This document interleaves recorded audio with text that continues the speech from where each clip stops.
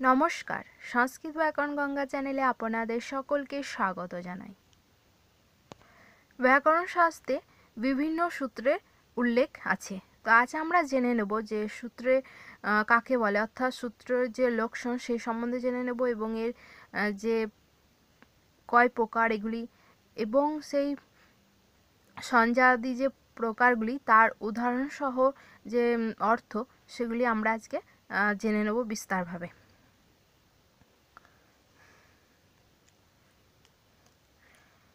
প্রথমে আমরা সূত্রে লক্ষণ দেখে নেব যে কি বলা হয়েছে। অল্পাক্ষরমসন্দিগ্ধং সারবদ্বিশ্বতমুখম অস্তভমনবদ্ধং চ সূত্রং সূত্রবিদো বিদুঃ। এটি হচ্ছে গিয়ে সূত্রের লক্ষণ। এর অর্থ দেখে নেব। অল্পাক্ষরম মানে হচ্ছে গিয়ে অল্প অক্ষর, অসন্দিগ্ধন মানে হচ্ছে গিয়ে যেখানে সন্দেহের কোনো অবকাশ নেই, অর্থাৎ সন্দেহ মুক্ত, সর্বপ্রকার সন্দেহ মুক্ত। সারবৎ মানে হচ্ছে সারযুক্ত, আর বিশ্বতমুখ মানে হচ্ছে গিয়ে তাৎপর্যের যে দৃষ্টিতে ব্যাপক অর্থবহ। এখানে মানে হচ্ছে গিয়ে সর্বতোভাবে যেটি অর্থবহ। আর অস্তভম মানে হচ্ছে গিয়ে কোনো প্রকার এখানে দোষ নেই, দোষহীন। অনবদ্য মানে হচ্ছে গিয়ে যা এখানে অনবদ্য। আর তাকে এখানে সূত্র অর্থাৎ সূত্র বলা হয়েছে সূত্রবিদ, মানে যারা সূত্রজ্ঞ তারাই এই কথা বিদুঃ মানে বলেছেন। তো এখানে আমরা দেখে নিলাম যে সূত্রের লক্ষণ, অর্থাৎ এখানে হচ্ছে গিয়ে যার মধ্যে অক্ষর সংখ্যা অল্প আছে, অর্থাৎ প্রয়োজনের অতিরিক্ত নেই এবং প্রয়োজনের কমও নেই, আর সর্বপ্রকার এখানে সন্দেহ মুক্ত হয়েছে, মানে অর্থাৎ যে সূত্রটি রচনা করা হয়েছে সেখানে কোনো সন্দেহের অবকাশ নেই, আর সেটি সারযুক্ত এবং সেটি অর্থবহ, আর এখানে কোনো দোষ নেই, মানে যে সূত্রটি রচনা করা হয়েছে সেখানে কোনো দোষও নেই যে এটি দোষ বলে এটাকে যে বলা হবে যে মানা হবে না, এরকম কোনো ব্যাপারও নেই। এবং এটি এই জন্য একে যারা সূত্রগণ যারা এই সূত্র রচনা করেছেন তারা একে সূত্র বলেছেন। তো আমরা দেখে নিলাম। এবার আমরা সূত্রের প্রভেদ সম্বন্ধে জেনে নেব। সূত্র হচ্ছে কি 6 প্রকারে। সংজ্ঞা চ পরিভাষা চ বিধির নিয়ম এব চ অতিদেশাধিকারস্য ষড্বিধং সূত্রমুচ্যতে, বা ষড্বিধং সূত্র লক্ষণম, এরকমও অনেক বইয়ে লেখা আছে। তো এই হচ্ছে সূত্রের প্রভেদ: সংজ্ঞা, পরিভাষা, বিধি, নিয়ম, অতিদেশ এবং অধিকার। এই 6টি হচ্ছে সূত্রের প্রভেদ। তো এখন আমরা এদের লক্ষণ দেখে নেব।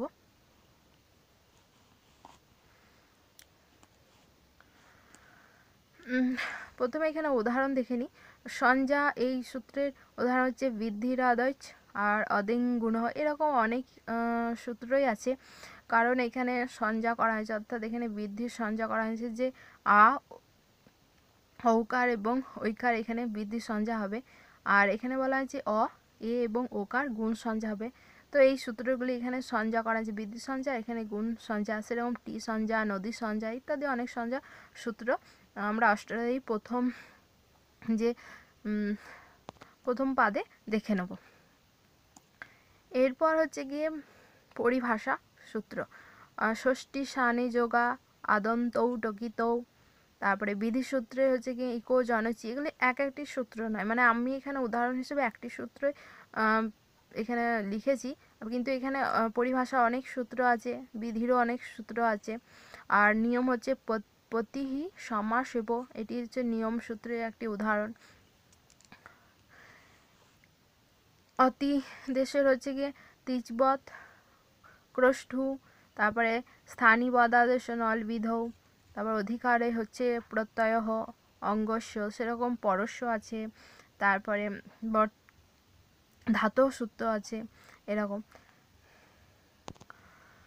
সংজ্ঞা সূত্র সম্বন্ধে বলা হয় যে সংজ্ঞা সঞ্জি বোধকং সূত্র, সংজ্ঞা সঞ্জি সম্বন্ধ বোধকং সূত্রম, অর্থাৎ যেখানে যে সূত্রে সঞ্জ্ঞা এবং সঞ্জির সম্বন্ধ বোধ হয় বা এর সম্বন্ধে জানা যায় এটি সঞ্জ্ঞা এবং এটি সঞ্জি সম্বন্ধে, তাকে সঞ্জ্ঞা সূত্র বলা হয়েছে। অর্থাৎ যেখানে নাম এবং নামী থাকবে, বাচ্য এবং বাচক, অভিধেয় বা অভিধায় ইত্যাদি যে শব্দগুলি আমরা ব্যবহার করি, তো সেই হচ্ছে সঞ্জ্ঞা আর সঞ্জি, মানে হচ্ছে গিয়ে নাম আর নামী। যেমন আরেকটি সঞ্জ্ঞা সূত্র বোঝার একটি উপায় হচ্ছে গিয়ে, এখান থেকে আমরা যখন কোনো সূত্র থেকে অনুবৃত্তি নিই তখন কিন্তু সঞ্জ্ঞা সূত্র থেকে বেশিরভাগ সময় নেওয়া হয়। যেমন উপদেশে জননাসী গীত, সেখানে আমরা যেমন উপদেশ এবং ঈদ এই শব্দগুলি নিই পরের সূত্রে, যেমন হলন্তম সূত্রে। তো এখানে বলা হয়েছিল যে ঈদ সঞ্জ্ঞা হয় উপদেশে জননাসী ঈদ এই সূত্রের দ্বারা। তো সেরকম এটা হচ্ছে বোঝার উপায়। তারপরে এখানে যেমন আমি উদাহরণে বললাম বৃদ্ধির আদর্শ, তো এখানে যেমন বৃদ্ধি, তারপরে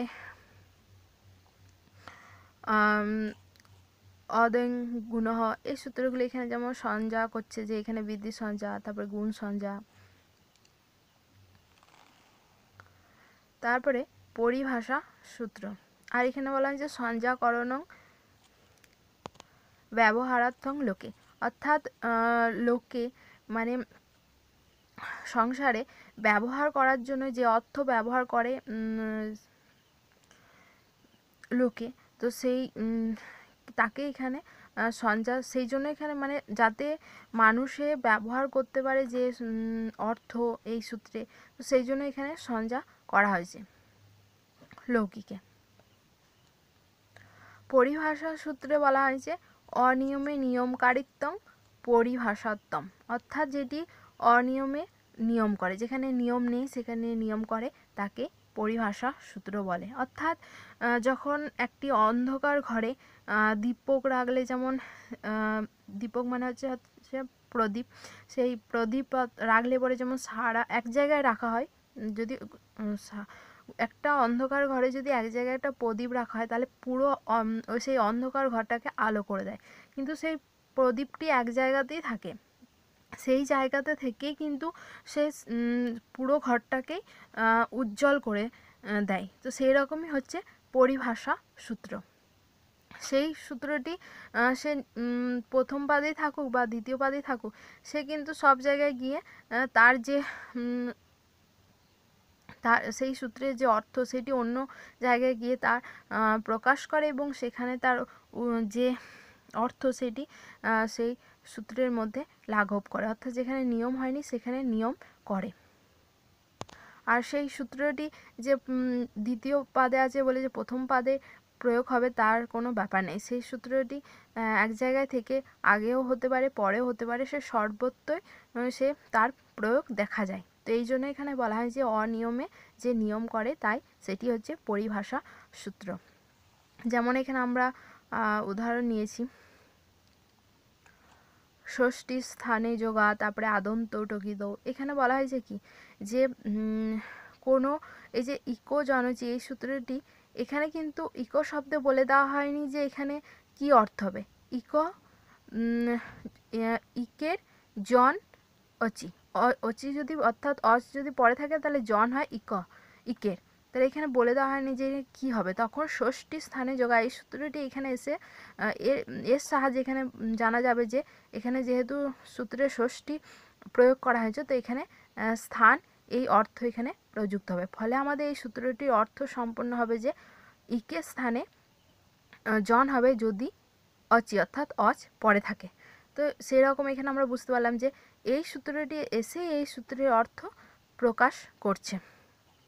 সেরকম আদ্যন্ত টকিত এই সূত্রে বলা হয়েছে যে যদি ট ইত হয় তাহলে সেটি আদিতে, আর যদি ক ইত হয় তাহলে অন্ত হবে।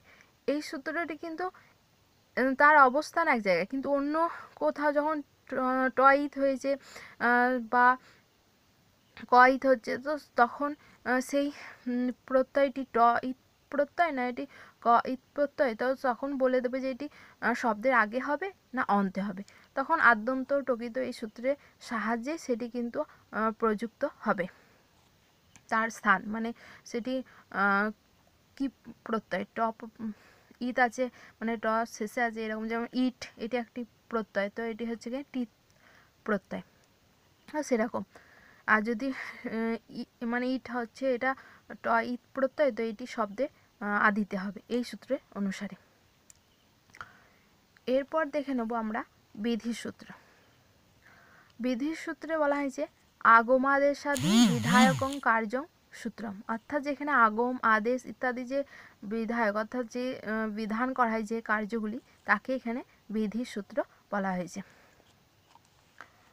যেমন এখানে উদাহরণ নিয়েছি ইকো জনচি,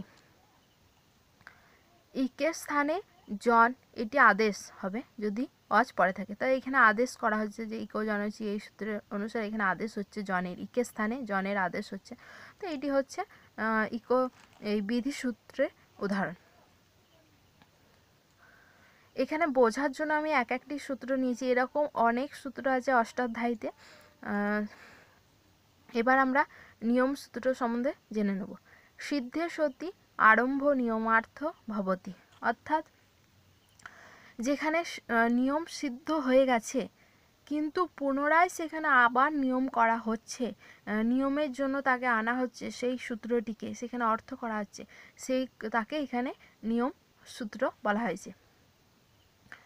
যেমন এইখানে আমি উদাহরণ নিয়েছি পতিহি সমাসৈব, এই সূত্রে বলা হয়েছে যে যদি সমাসে প্রতিশব্দটি শেষে থাকে, অর্থাৎ প্রতিশব্দের যদি সমাসের প্রয়োগ করা হয়, প্রতিশব্দের সঙ্গে যদি সমাস হয়, অর্থাৎ প্রতিশব্দ যদি সমাসের অন্তে থাকে, তাহলে প্রতিশব্দ ঘি সংজ্ঞা হবে।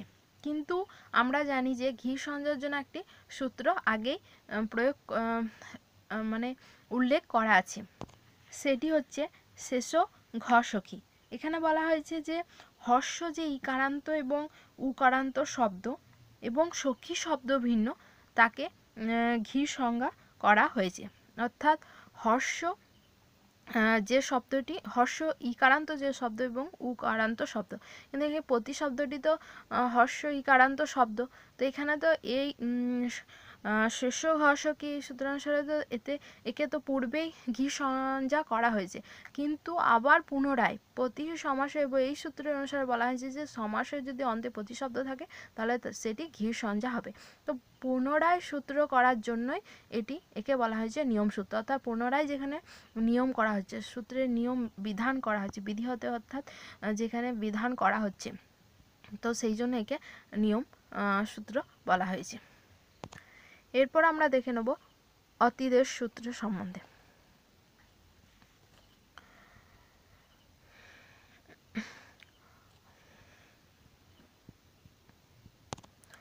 অতিদৃশ্যন্তে তুল্যতয়া বিধিয়ন্তে